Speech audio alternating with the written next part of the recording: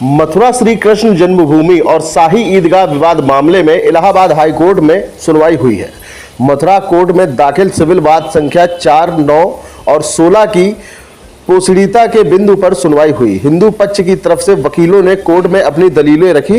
हिंदू पक्ष के वकीलों के मुताबिक इस मामले में मुस्लिम पक्ष की आदेश 7 नियम 11 की एप्लीकेशन लागू नहीं होती है, यानी मथुरा कोर्ट में दाखिल वाद सुनवाई योग्य है। हिंदू पक्ष के वकीलों के मुताबिक इस प्रकरण में वक्फ कानून भी लागू नहीं होता है। करीब 2 घंटे तक हिंदू पक्ष के वकीलों ने हाईकोर्ट में अपना पक्ष रखा। मामले में आगे की सुनवाई के लिए हाईकोर्ट ने 7 मई की तारीख तय की है। 7 मई को सुबह 11:30 बजे से मामले की अगली सुनवाई होगी।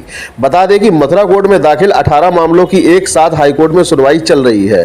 शाही ईदगाह कमेटी के वकीलों ने मथुरा कोर्ट में दाखिल वाद की पोषणीयता पर सवाल खड़े किए हैं। मुस्लिम पक्ष के वकीलों के मुताबिक मथुरा कोर्ट में दाखिल वाद सुनवाई योग्य है ही नहीं। मामले में वर्शिप एक्ट और वक्फ कानून का हवाला भी दिया गया है। देखें पूरी खबर।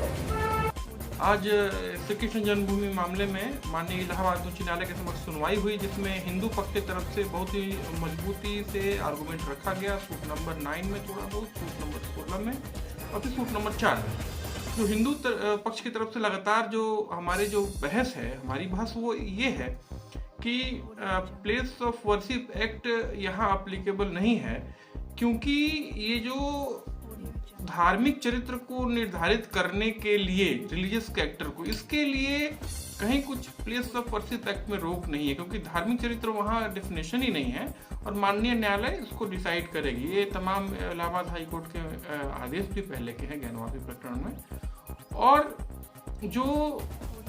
वो जो जगह है भगवान कृष्ण की जन्मभूमि है और धार्मिक चरित्र वहाँ का जो मंदिर का है, और ऐसे में अगर कोई जबरदस्ती वहाँ मस्जिद बना ले तो ऐसे केस में भी या साइलेंस, कोई चुप रहा, उस दरमियान चुप रहा डर के मारे और नहीं विरोध कर पाया, तो ऐसे में ये वहाँ place of worship act applicable नहीं होगा। ऐसा प्लेस ऑफ वर्शिप एक्ट का धारा 4 sub clause 3 sub clause D सीधे तौर पे कहता है इस बात को।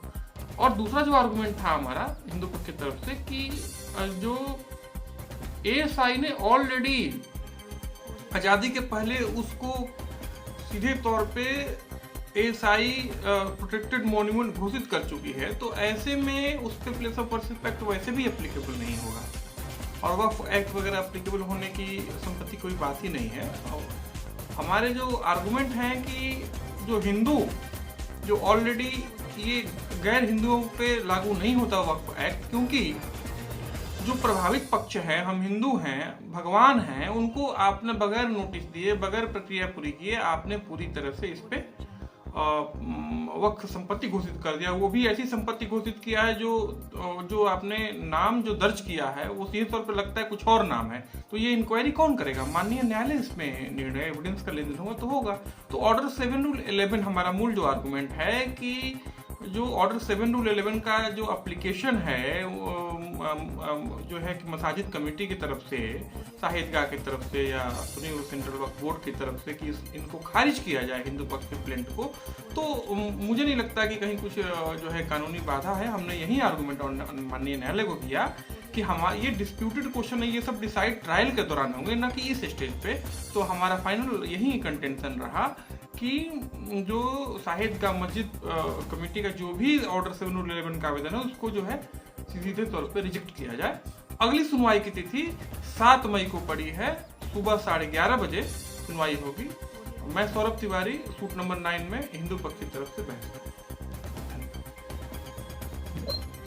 हाँ, महेंद्र प्रताप सिंह जी, आज अदालत में हाई कोर्ट में आज केस की सुनवाई थी और आज उसमें कुछ निर्णय आया क्या?